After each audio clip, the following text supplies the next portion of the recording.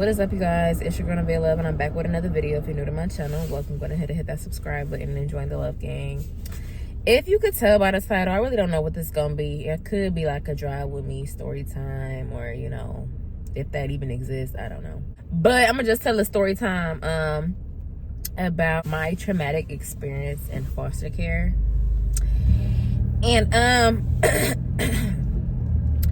I felt encouraged to tell this story because I was actually watching a Medea play, and in that play it was basically about like these kids that was in foster care, and the woman was like treating them like real bad. So I was like, you know what, I should go ahead and just tell my story, you know, about my experience in foster care, which was not the best. So we just gonna hop right into it. So I was like 8 or 9 years old, or maybe 7, I don't know, when I was placed in foster care. I remember being in school, and this white lady randomly came and told me, you know, we have to take you out of school, and you know, we have to place you somewhere else. You won't be able to go back home to your mom.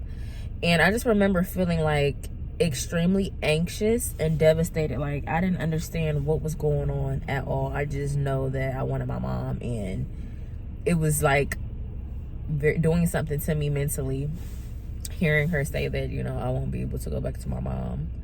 So we ended up leaving the school, and they took me to the hospital to get like a checkup and stuff, like and then the lady was like, oh, we're going to place you in a home with someone else. Or at the time, I don't really understand. I didn't really understand. So I'm just like going off of what I remember, if that makes sense. We get to the hospital, I get the checkup. She takes me to this house, this foster care house.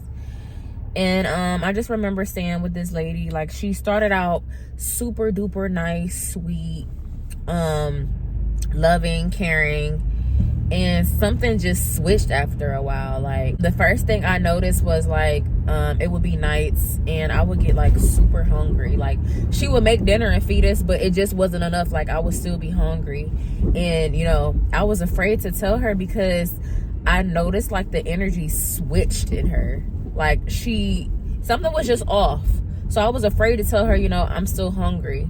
And then I think I actually ended up telling her I was still hungry, and she like popped the attitude, and she was just very different, you know? It got to a point where I would start stealing food like off the stove. Like, whatever she would leave on the stove after she got done cooking, I would like steal it off the stove and eat it. And when I tell y'all, she would wake up like late in the night screaming and yelling, who stole the biscuits off the stove? Da da da, woo woo woo, like just yelling.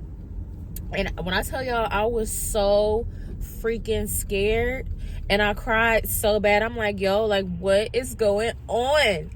And the next thing that happened was, you know, she started to put me in school, and you know, didn't have a phone, nothing, no type of alarm, nothing to wake me up.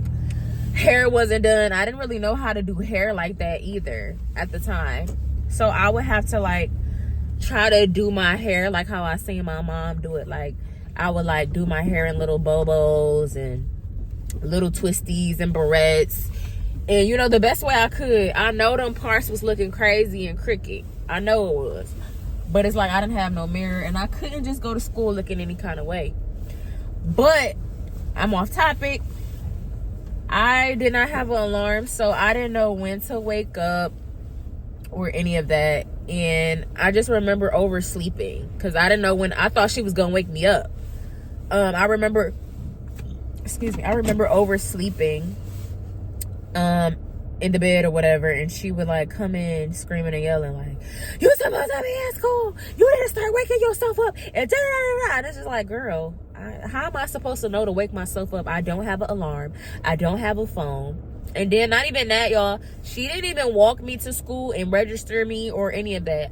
I remember me having to walk to school by myself. Like, didn't know where the school was for real, none of that. I just remember having to walk myself there and figure it out, you know. doing everything on my own. I remember having to walk in the rain, the snow. Like, I was just walking all the time back and forth to school, having to get up by myself, you know, get my hair done, get dressed, do all that myself. I had a blanket that I used to sleep with, and my mom gave me that blanket. No, my aunt gave me the blanket, actually. No, originally I had the blanket from my aunt, and my stepdad threw it away. So my mom bought me another one. So I held on to that because that was the only thing I had of my mom at the time. And she was like, oh yeah, not to remind y'all, I don't trust nobody with my blanket. Nobody. Like, I remember a point in time where, this is off topic, but I remember when my cousin, like me and my cousin, we would be in front of the TV dancing to Aaliyah, you know, the music videos. Like, he would like borrow my blanket and dance with, like, nah, I'm gonna need you to pass me that back now. Like, that's how serious it was. I did not play nobody having my blanket, but I trusted this lady. Don't know why, even though she showed like signs that she wasn't trustworthy. I trusted her to wash my blanket because she said she would wash my blanket. And I just remember days and days and days passing. It's like, okay, lady, where's my blanket?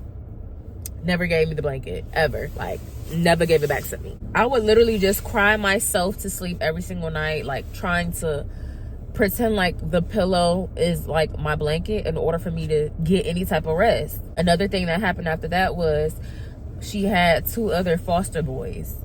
And I remember one of the boys being in my room that I was sleeping in, playing, and he didn't have a pull-up on a diaper or anything. He peed right in that bed. And I kept telling her, like, you know, he peed in the bed. I don't have anywhere to lay. Oh, well, you don't have no choice but to lay in it. Take your ass to sleep, blah, blah, blah, woo. Screaming at me. Like, and I'm just like, are you serious? So I have to sleep and pee? Yeah, lay down. You got school in the morning. And da-da-da. And she literally took him, put him to bed, and made me sleep and pee, y'all. Like, this little boy feces, I had to sleep in his pee. Woke up, she wouldn't allow me to take no shower, wash up, none of that. I had to go to school smelling like his pee. When I tell y'all that was the most traumatic thing, I'm trying not to get emotional. That was the most traumatic thing that has ever happened to me. Having to sleep in somebody else's pee, a little boy's pee like that, like forced to sleep in it. Like, couldn't even wash my body and nothing. She wouldn't allow me to do nothing. I remember having a diary or something like that, and I was just writing that diary like, I don't want to be here no more. Didn't know nothing about depression, suicide, or anything, but I just knew at the time I didn't want to be here, and if something wasn't gonna shake, I was gonna kill myself. Like, not even playing, because it was too much for me. Like, I'm too young. I don't know what's going on. Like, I just know I don't see my mom, and my mom is not here to protect me. So I remember the social worker coming out to visit, and the lady would be in the background, like in a room with a ruler, like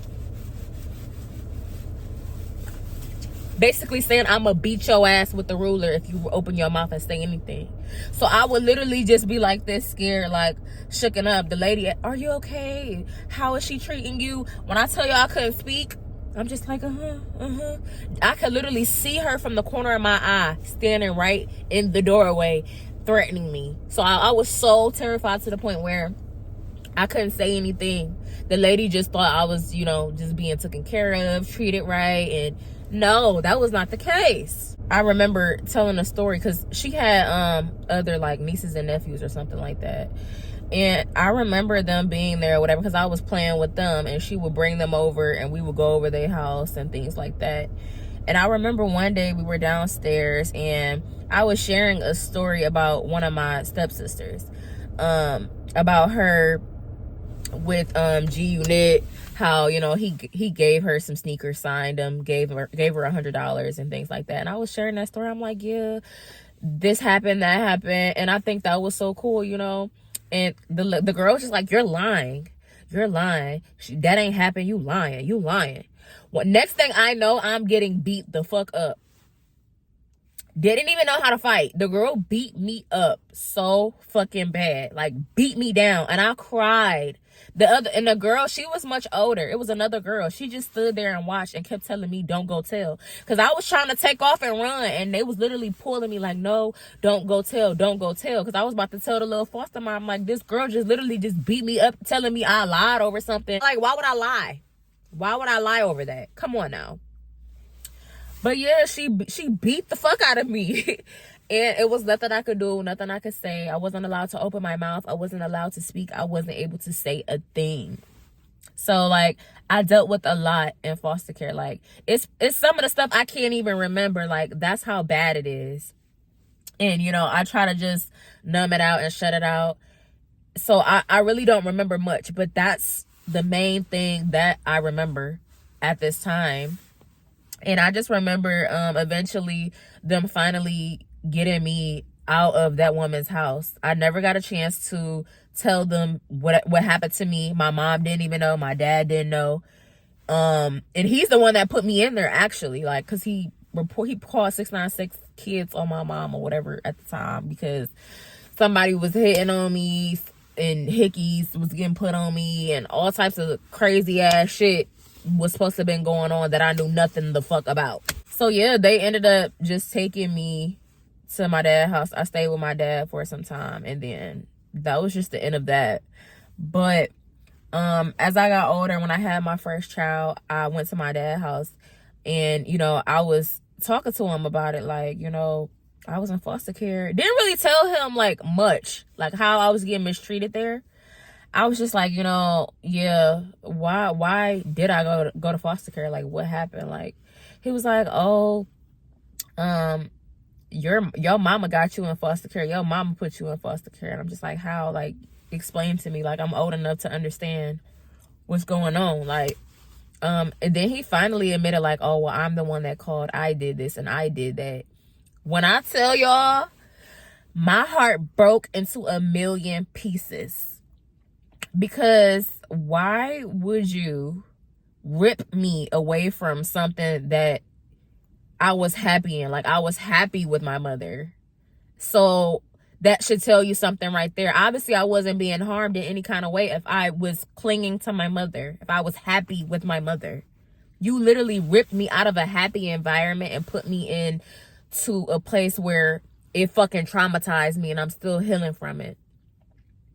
That's why I said I don't think me and my dad we close like that for real, and I'm still trying to heal from certain things that he has done and said to me. But you know, that was just a low blow. It's good to see that I'm not the only person that has been mistreated, even though it's just a play. But it just spoke to me. It made me realize that there's probably people out here that really went through hell in foster care. So I just wanted to share a little bit of my side. There was also an older guy that was in the foster care. And he was like my only friend in the house. Like, he would help me with crossword puzzles and tell me stories, talk to me, laugh with me, all that good stuff.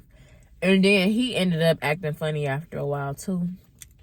And I don't know if maybe the lady felt some type of way about him talking to me and, you know, spending time with me. And shit changed with that big time, because he was not the same. So yeah, I hope you guys enjoyed this story time. Let me know if you want to hear more stories like this. Don't forget to comment, like, subscribe, and I'll see you guys in the next video. Everything I do is all about you.